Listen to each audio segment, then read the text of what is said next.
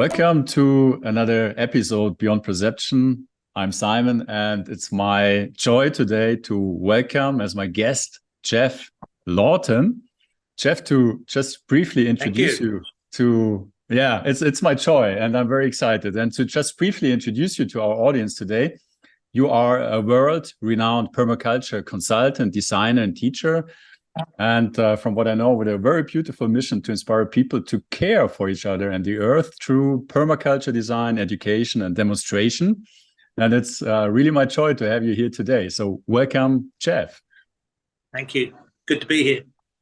Yeah, so hopefully we will talk about permaculture and what it is exactly what you do. But as a start, I would love to ask you to share a little bit about your personal journey into permaculture. Why did that happen? Oh, well, I'm 69 this year, so I was 1970.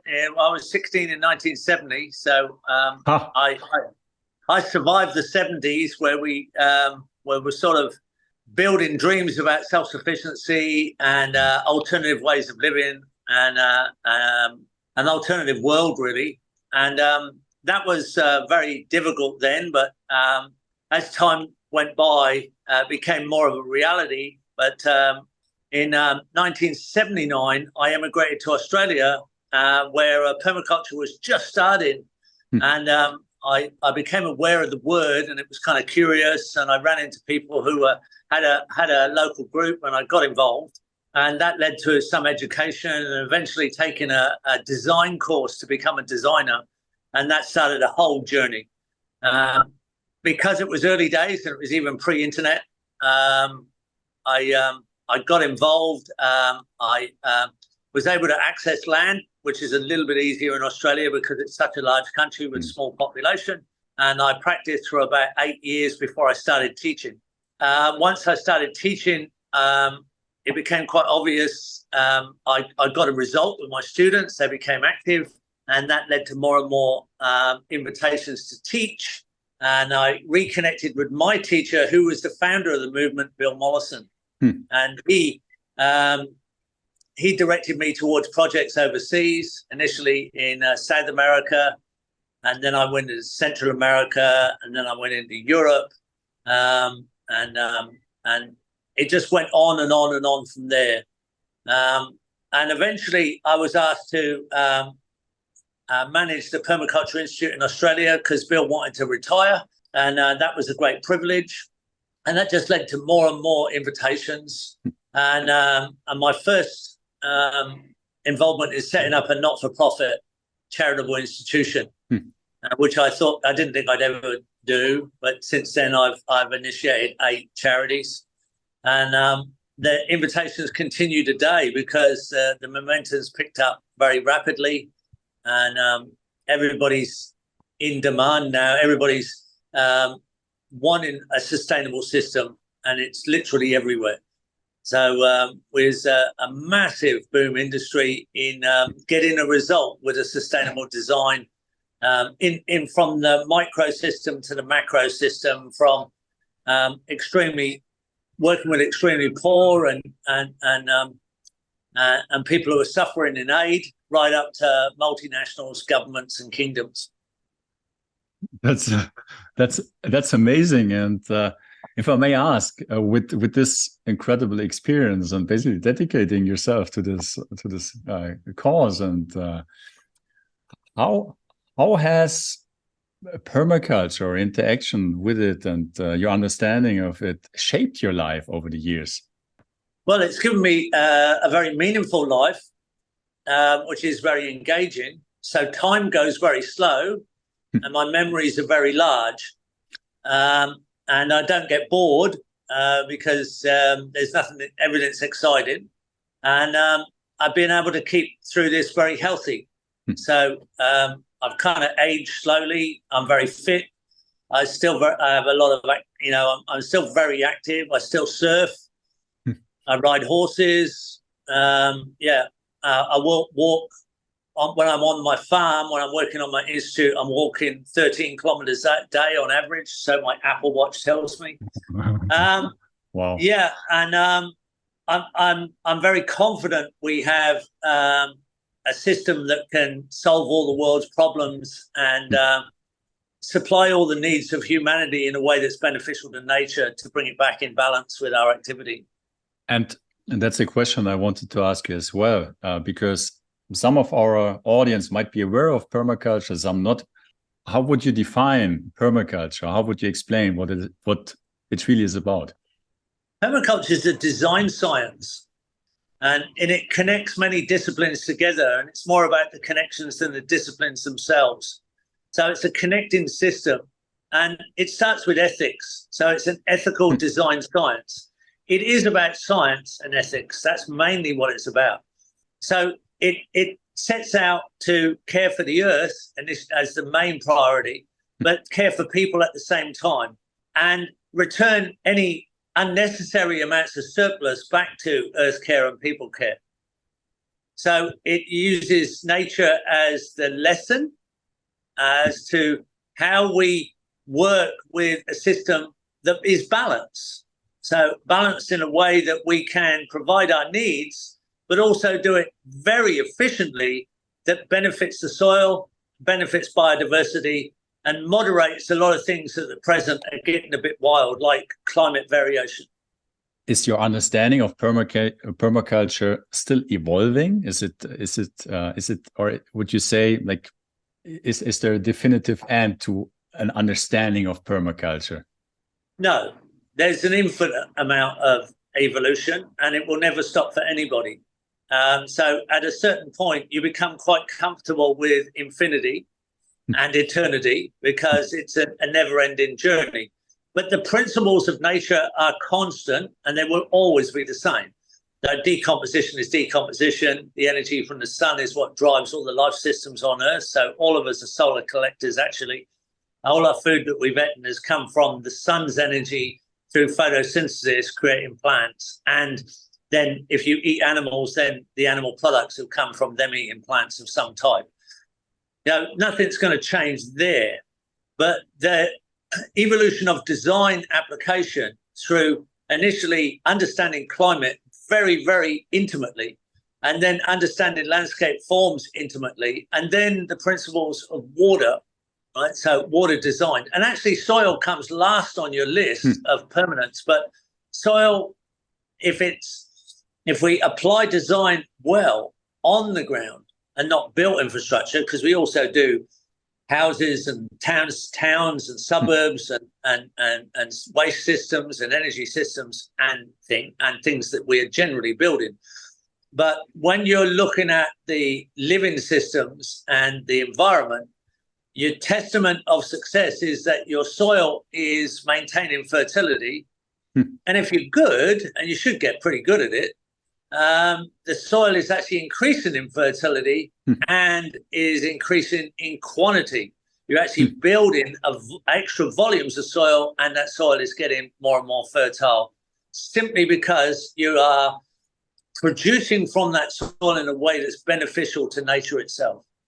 Which is, that's my little understanding, very different to most of agriculture in today's society. Yeah, agriculture is extremely destructive, and it's one of the most destructive things we've ever engaged in. And it was a bad idea. It was a very bad idea. And it's not really agrarian culture. Agriculture means agrarian and culture. It doesn't really improve the soil in any way. It destroys the soil. And it destroys nature to do that. So permaculture is quite the absolute opposite. And it rebalances nature and builds soil as we get all the products we need, which are much, much better than anything agriculture can produce, more diverse. We design it to all be fresh and highly nutritious. Not easily marketed in the modern simplistic monoculture system, because that's a different marketing process and is also rather foolish. It's kind of silly to eat things that come from the other side of the world and cost more energy to transport even and produce than they actually contain in calorific value. So your food should be highly energy efficient. Which means grow your own food locally on your own land, or? Well, at least purchase food that's grown very close as possible to where you live, And if we design systems that produce from urban agriculture and perimeter urban agriculture, and only have rangeland and forestry as an extension, then we can produce the same amount of nutrition that we presently produce on an equivalent of 4 to 6% of the area presently used by agriculture. That's how inefficient agriculture is. That's quite a difference, which without also, any context, like someone listening to this might be like, "Wow, this is insane." Yeah, it's very provable because our urban gardens produce a lot more per square meter than agriculture. Agriculture is not efficient. It just makes people lazy. You're really just converting fossil fuels into money.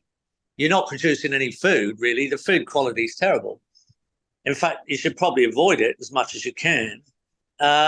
Food needs to be extremely fresh and extremely diverse and extremely nutritious, and then everybody's much healthier, and we hardly need pharmaceuticals then, which at the present we more or less survive on very poor food and lots of pharmaceuticals.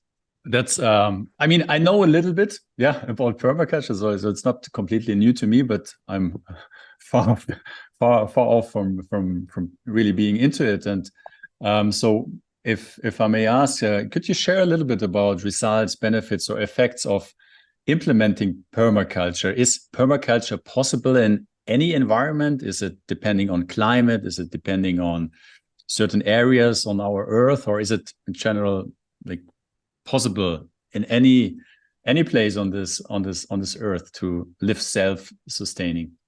It is, yeah, absolutely. Climate is number one on the scale of permanence. So you have to understand your climate, and then you have to understand the landscape. And obviously it gets more difficult as you get into very steep landscapes. It's not impossible, but it's going to limit what you can do. And if you get into the extremes of water deficiency, it's where the water is extremely frozen most of the year, or it's so hot and dry that all the water is evaporated. So both of those climates are more difficult. So if you're in the hyper hot arid, actually it's 40 degrees centigrade outside right now where I am, and I'm 400 meters below sea level at the lowest place on Earth. So this is quite a difficult site, but I'm in a date palm overstory oasis that we created over the last 20 years. And one of the reasons I work here is to show that example in extreme landscapes, you can still get a result. So if you're in the frozen landscapes, then you've no water because it's all frozen as ice. So that gets a little bit more difficult, and it's almost impossible now to be a vegetarian. In either of those landscapes, it's kind of difficult to be a vegetarian. But having said that, the largest vegetables are grown in Alaska because the day length is so long in the 90 days of growing season. And the sun is so gentle that the plants can absorb the sunlight all day, and that day is 18 hours long. Wow. So although it's a short period of growth, you get a very, very large absorption of that, the solar energy. So your cabbages are twice as big. Everything's twice as big as it would normally be grown in a warmer climate, let's say. But it's simply because all the growing takes place at that time of the year, and you have to grow a surplus to get through the rest of the year. So you get to know, when you say think globally, act locally, we train people to do that, to think globally and act locally anywhere on the planet.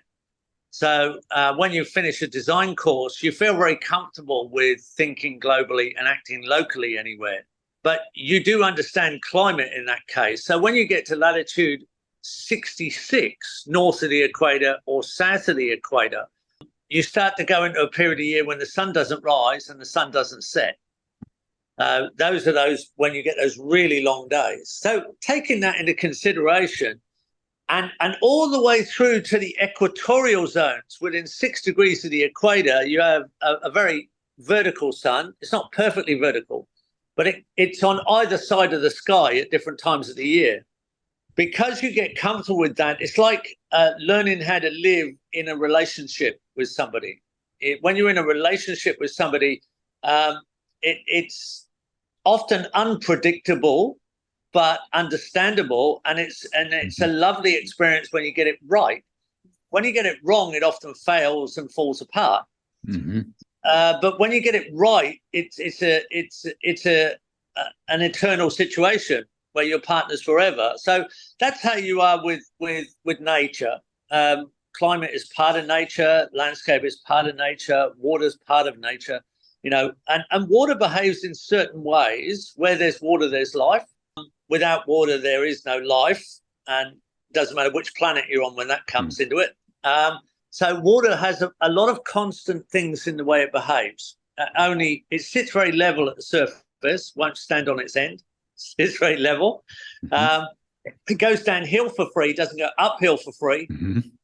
It cools itself at 100 degrees centigrade because it boils and steams off. That's evaporation.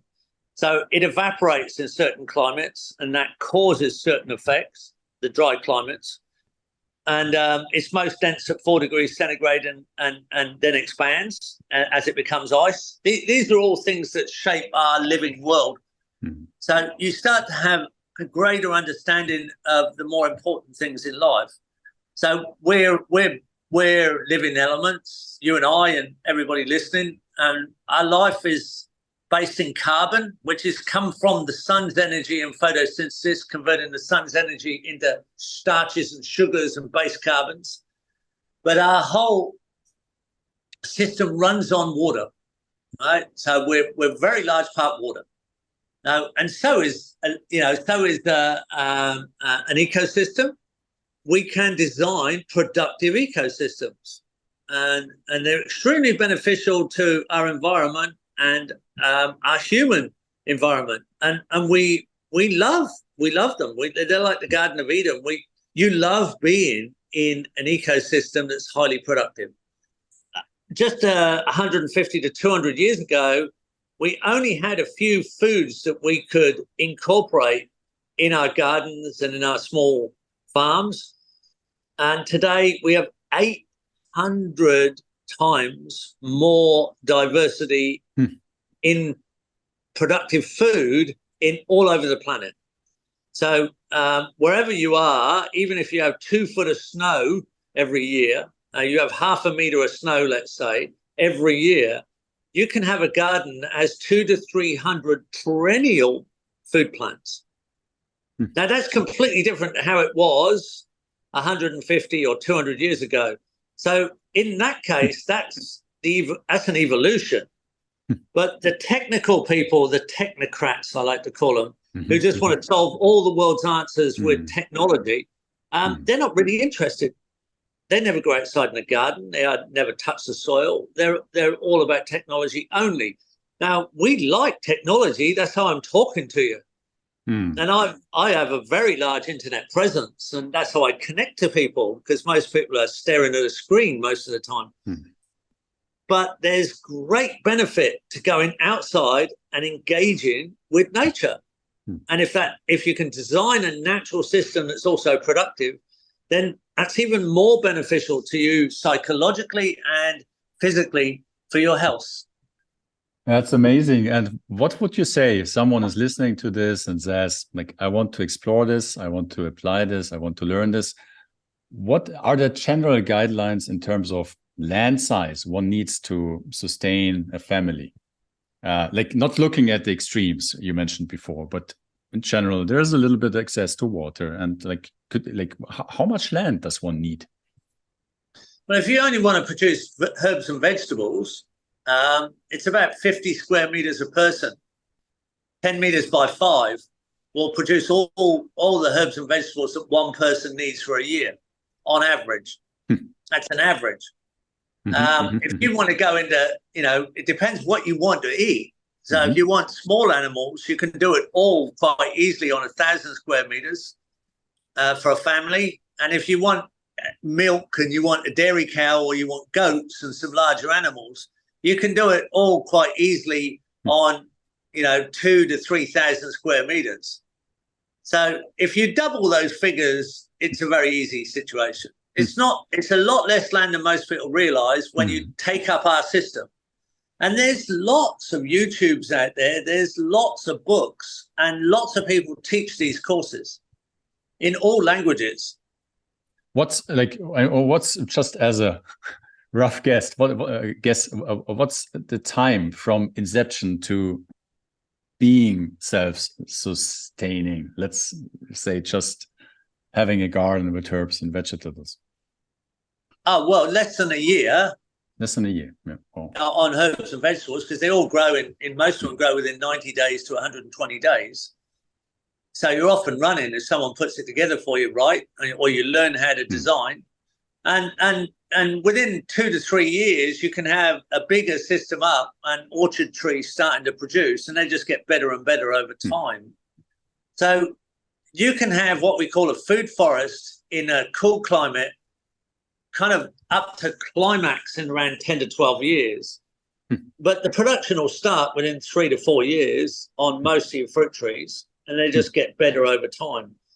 And really, there is a lot of information out there. There are gardens out there that there are gardens that are food forest gardens that are 60 to 65 square meters in urban areas that produce an equivalent of 13 tons or 13 and a half tons of product per hectare. If you extrapolate that meter. So, and that's all documented. Every gram has been documented. So you can look these up all over the world. So there's a garden in Melbourne in Australia. It's 64 square meters, and it has 30 different fruit trees, 70 to 80 herbs and vegetables, and 12 types of berries. A lot of people don't realize that the smaller the garden, the more production per square meter. And the larger the area, the less production per square meter. So there's a point when you shouldn't really bother going too big, because you have to rely on either slavery, which is not so common today, or lots and lots of machinery, and therefore lots and lots of energy involved. Interesting. Wow, that's incredible. And what are the challenges or most common challenges people are encountering when they start with permaculture? If they follow design, if they get to understand design, and like I say, there are so many examples out there, it's just whether they have good habits. If you're willing to do 2 or 3 hours a week in the garden, and it has to be regular because these things are alive, right? And, permaculture can't solve death, right? When things die, you can't bring them back. And when you're planting baby vegetables, they're like baby people. They need attention while they're young, and they're much easier to care for when they're older because they can kind of do their own thing. And it's the same with fruit trees, and the same with small animals. Baby chickens need looking after, but bigger chickens just need a regular bit of feed and water. And because we try and produce as much as possible in diversity for as long as possible through the year, you've always got some babies there. So you need to do half an hour in the morning and half an hour in the afternoon, at least, a few days a week. But when I'm listening to that doesn't sound too much, yeah? A couple of hours per week. It's a lot of my clients I've designed for have become self-sufficient in food for mum, dad, and 3 kids. And they average 10 to 12 hours work a week. Now, it will be a regular thing, so half an hour in the morning, half an hour in the afternoon, for, 7 days. That's incredible. So I'm not sure if I should even ask, when you look into the future, is permaculture a part of your vision for the future? Well, there won't be a future without it, because you haven't got a choice. What else are you going to do? Leave the planet? We're destroying the planet at an ever-increasing rate. And once we run out of soil, we're gone. And if we lose the mechanisms that create that soil, which is not us, we don't create soil unless we're doing a permaculture garden. Organic gardeners who are very diverse can produce 50 millimeters of soil every year in their garden. You can easily produce 20 millimeters of soil every year in your garden with good techniques.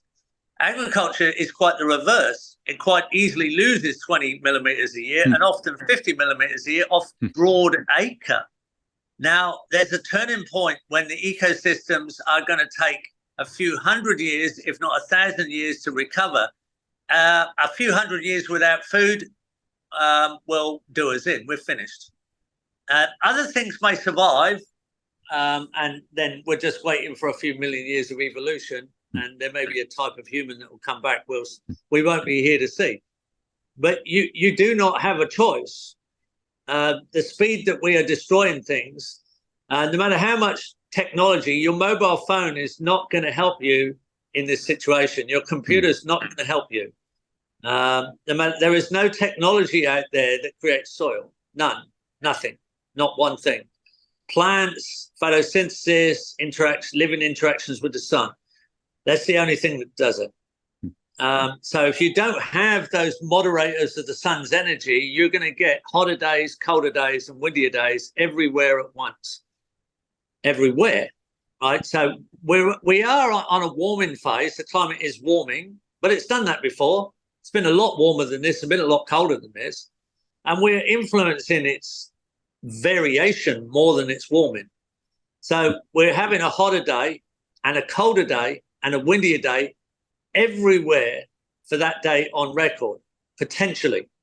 So wherever you're talking to me from might be the hottest day for that day on record or the coldest day for that day on record, one day after another.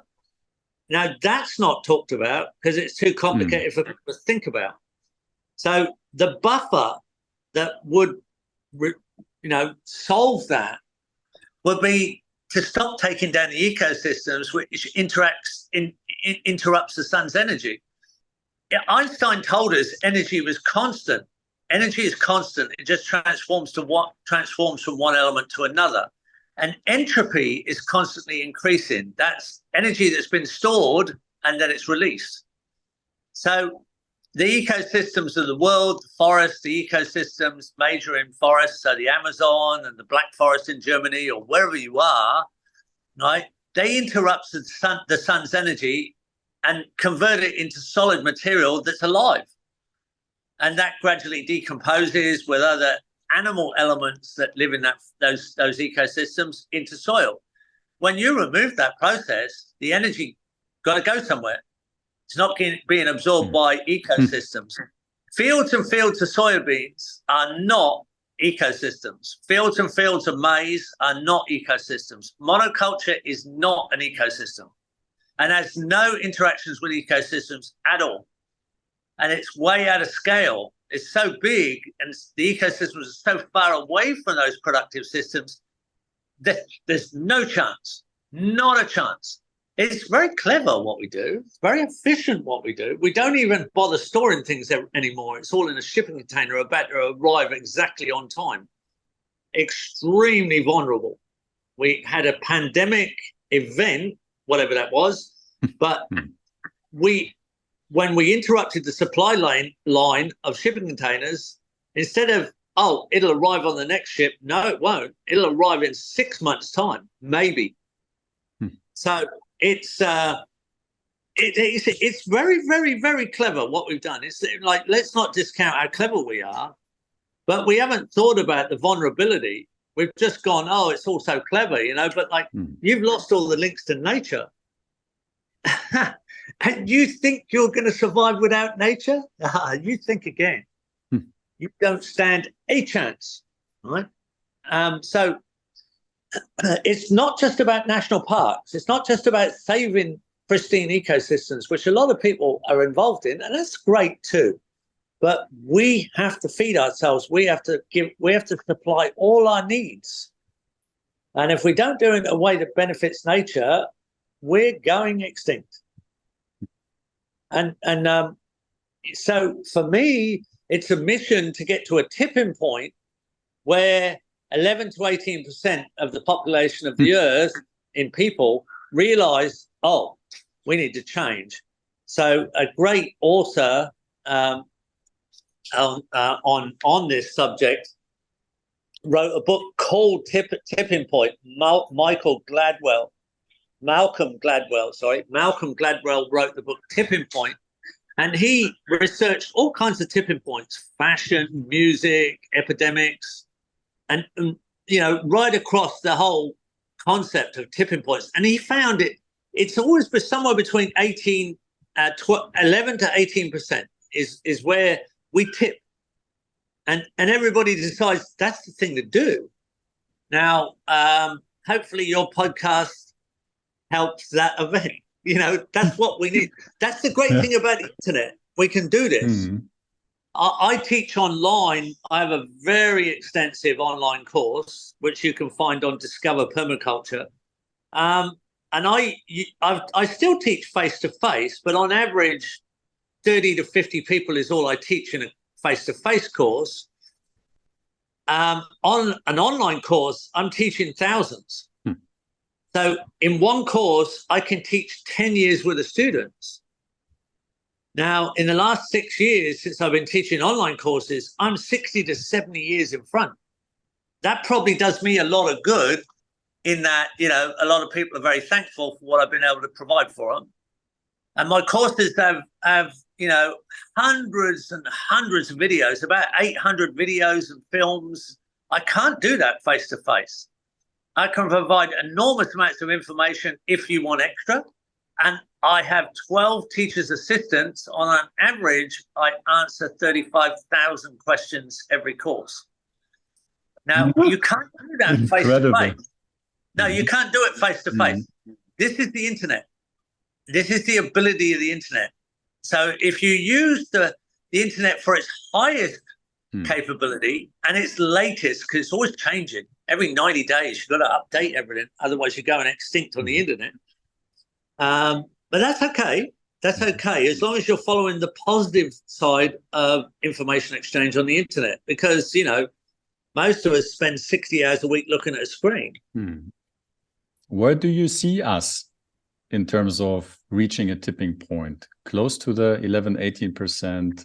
I really don't know. A lot of people talk about we're only at about 1%, but I'm really not sure. There is enormous amounts of information on the internet about permaculture. It is massive. And there is generally a theme that's going towards sustainability. I've seen an enormous change in the 35 years since I've been teaching. So, even the Saudi Arabian government or kingdom is calling us in for sustainable consultancy. There are no governments, there are no aid organizations, there are no kingdoms that are not concerned in sustainability. And I find in permaculture, and particularly they're looking for the non-esoteric, non-hippie alternative style. They want a professional style of permaculture, which we try and provide in my organization. So I work in some pretty high profile areas. That doesn't stop me working in extreme poverty and aid work, but it also doesn't stop me believing in metaphysics and esoteric beliefs. But we don't teach that. We teach proven science, because that's what the authorities expect. They want to know, well, can you prove this? Is this truly scientific? You mentioned you are teaching and educating a lot of people out there. And just so that everybody knows, you will find the link to your website just below in the comments. Though I'm curious, so there's many permaculture offerings out there and also teachers. What would you say? Is there a differentiation, or is there something you see different than other teachers of permaculture? What would you say? Is there something particular you see which others don't see the same way? Oh, I'm sure there are many slight variations. Some people teach vegan permaculture courses and vegetarian and more and yoga permaculture courses where you can do yoga and I didn't know that exists. Oh yeah, lots and lots of links between health and wellness and permaculture and yoga and permaculture, very, very much. And I don't do that stuff. I obviously talk about health, but I don't have a health and wellness center and a permaculture education center. I link directly to Bill Mollison, the founder of the movement, and teach from the Permaculture Designer's Manual, which is the main book, and that is the original book. So I stay very true to the original cause. That's my style. And some technology has changed. I mean, of course, solar has changed, batteries have changed, inverters have changed, technology has improved greatly. But the design, the core of the design is the same. And that's my style. That's my style of teaching. I have a lot of stories to share because I've taught in many, many countries. Other teachers teach more in one climate. So they'll teach all the climates very briefly and then emphasize most of their teaching on the one climate they live in. I don't do that. I try and produce global consultants, global teachers. I feel that people need to feel confident about all the climates. You never know where you might be working. And I want my students to have a worldly view. I really try and produce students who become better designers, better consultants, and better teachers than I am, and produce more students likewise. So I try and clone my students to do that, and I've achieved that. I have very active students, very, very active students. And what would you attribute that capacity to? What's your approach when you're teaching? Passion. To have a passion and to give away everything you have, not hold back at all, and be prepared to say, I don't know, I made a mistake and I was wrong. And I'm sorry. I'm definitely not perfect. I have a sense of humor. I can be quite cheeky. I can tell a lot of stories. I can't do that on an online course. The online course is a lot more factual. Okay. And has a lot of high definition, high quality videos as examples. But face to face, I am a particular personality, and you definitely feel my passion. Yeah, I get it. Yeah, totally. And I teach people to teach as much as I can. And how long does it how long does it take to learn the foundation of permaculture? 72 hours is the minimum course. So that's normally spread over 2 weeks face to face. It might be sort of 5 days and 5 days. You can just get it in. On my online course, it's 18 weeks, and you've got new videos. It's an event course, so you take it with a cohort of students from around the world, and you can see them all on Discuss. A forum program running underneath a Kajabi teaching program. They're married together on the internet. So every week there's a new release of videos over 18 weeks. And is it important that you already have a garden or a land, or is it something you can do independent on that? No, not at all. Not at all. No, it makes no difference whatsoever. And it doesn't matter that you don't know one Latin name in plants, and you've never gardened, and you never farmed, or never had anything to do with agriculture, horticulture, or botany, or any of those things. In fact, it's often an advantage that you don't have to unlearn some of those things. Now that's something I wanted to ask. I would assume, because what you're doing is quite a paradigm shift in comparison to how most people see themselves and how they think about nature or themselves, or not even thinking about nature. So how easy is it for people generally to probably see themselves or the world in a very different way? It is a paradigm shift, and there are paradigm shift courses you can take in the world now, even taught to corporate executives, because things are moving so fast with technology. They've found it an advantage to prepare people for paradigm shifts. So this is a particular type of paradigm shift. And if you take an online course with a good teacher, and I warn my students at the beginning of my course, you are going to get infected with permaculture, and it's going to change the way you think and see the world. and it is not curable. It's a terminal infection, and you will not recover. You'll never be the same again. Now, you will go out in the world, and without realizing, you'll infect other people. And what is the feedback after that process of getting infected? Is it a good infection? Oh, yeah. People become a little bit too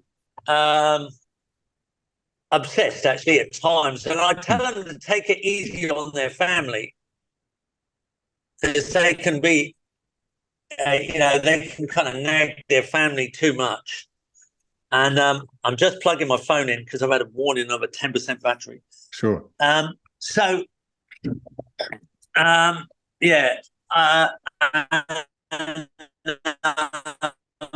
warn them to not to go and design for 4 or 5 other people first, even if it's for free.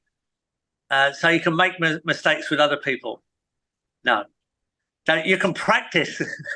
so you can practice with other people, because it's easier to design for someone else after the course, because you can see that they need a level of understanding that they haven't got, and you've got to give it to them. But the trouble with designing for yourself initially is that you're in the way. You're in the way of your own honesty. You're not honest with yourself initially. Once you've designed for 4 or 5 other people, you kind of come back to yourself and say, oh, right now, I'll be honest, I need to redesign kind of everything. My whole life needs to change in the way I see things. The wonderful thing now, which is not considered wonderful by some people, but we've had the internet, and most questions could be answered by Google if you ask the right question. But now you've got AI. And if you actually ask AI permaculture questions, it comes up with pretty good answers. It's getting better all the time, because we know it's learning a million times quicker than we are. So, just in the last year, students I've taught, we've demonstrated it. People have come up with a question, and I've said, okay, I've got an answer for that, but let's ask AI. So we asked AI, and it's like, wow, that's pretty good. I'll say, well, I'll say, that's about right, but let me say it in my words, So, you might leave a permaculture course with 1 million more questions, but you can get them in 4 to 8 seconds with AI. That's kind of interesting. That's kind of interesting use of AI.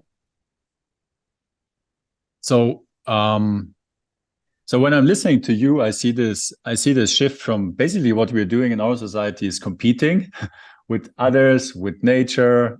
We think we're the ones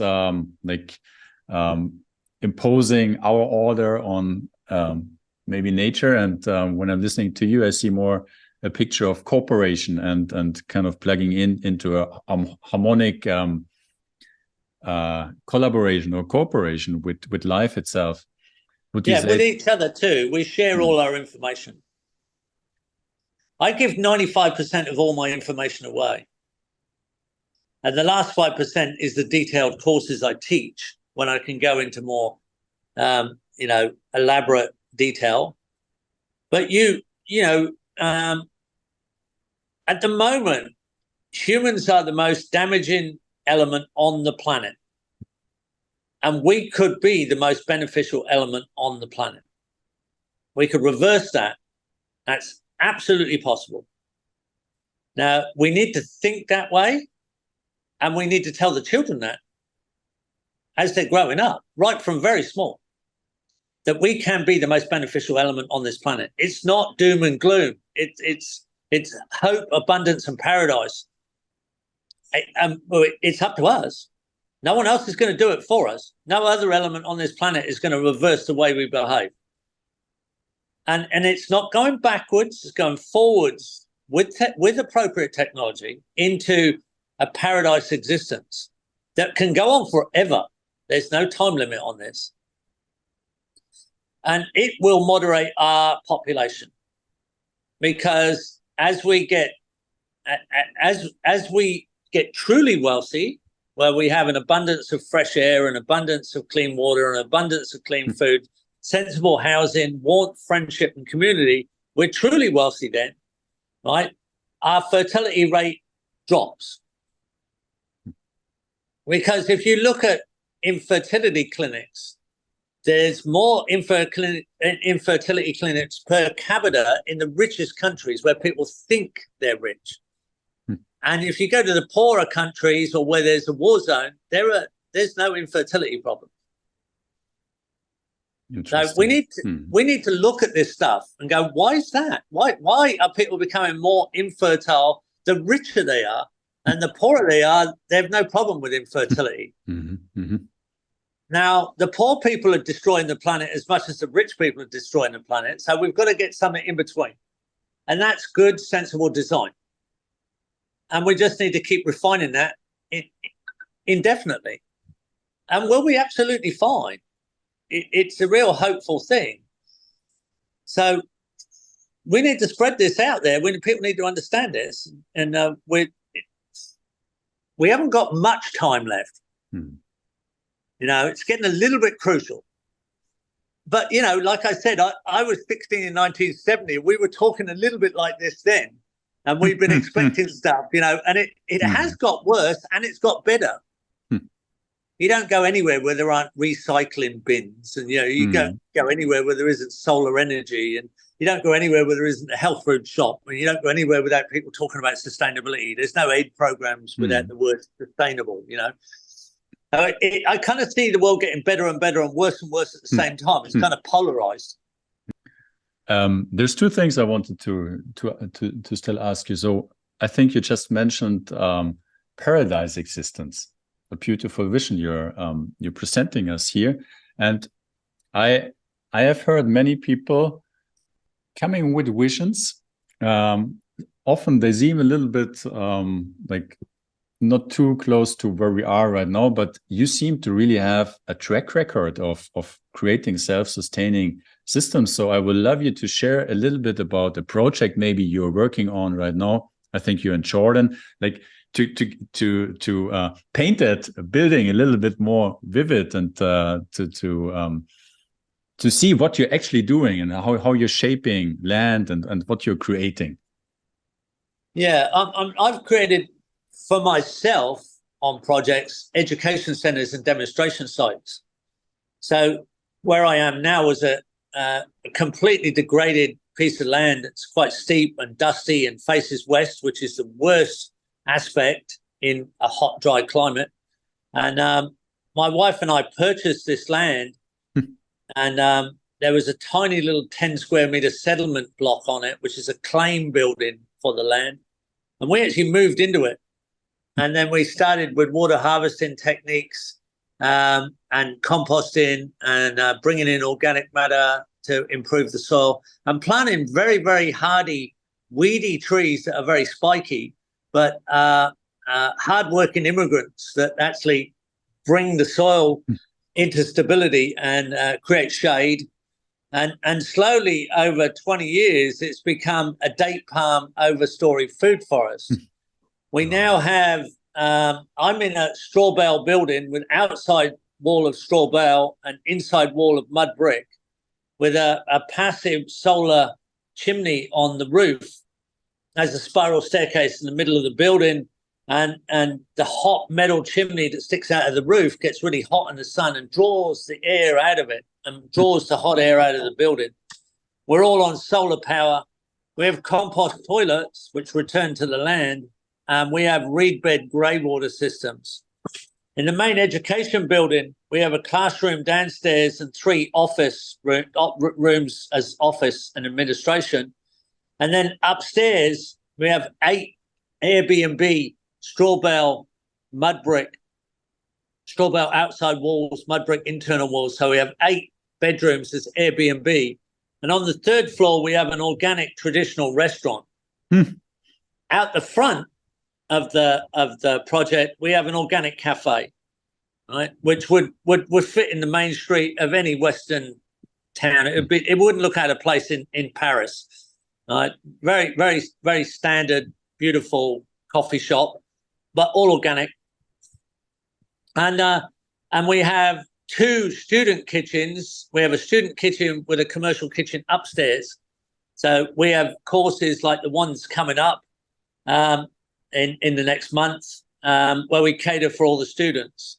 So this is a little desert oasis project, and it covers. Well, and we also have a swimming pool, which is a natural swimming pool. It's right outside, actually. It's right outside this room I'm talking to you.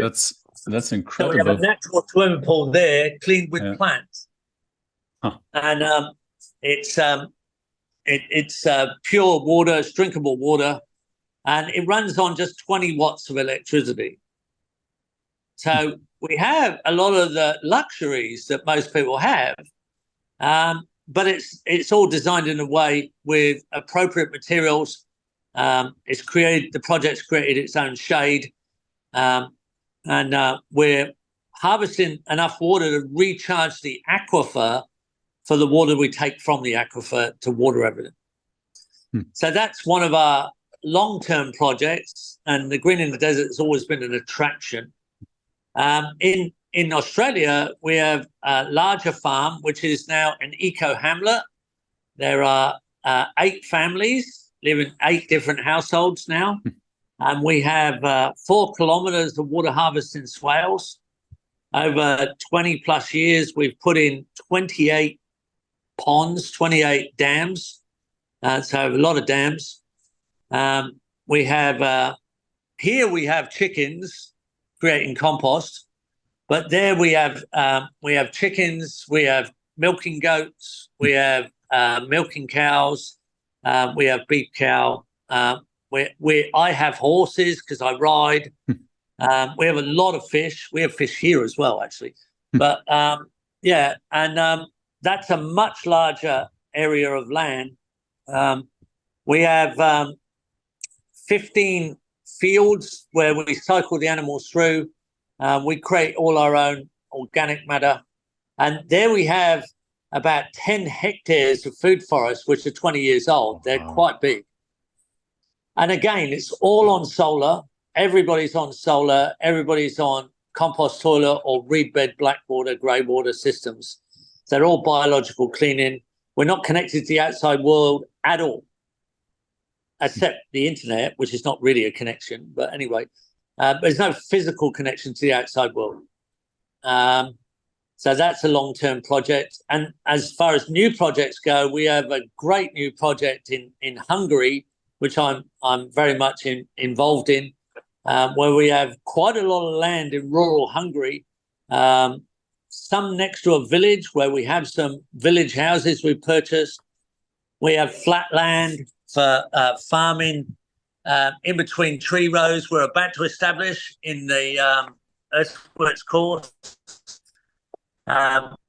We have hill country that has some erosion, so we're doing erosion. We have a destroyed wetland that we're rehabilitating in the wetland course, and we're installing food forests all the time. That project's only just over a year old, and it's moving really fast. So Central Europe, very cold winters, very hot summers.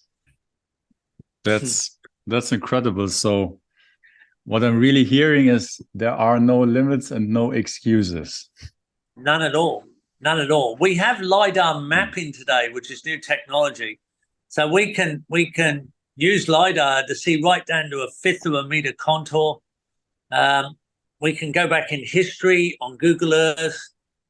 We can design remotely using a mobile phone, a digital projector, and a projected LiDAR map.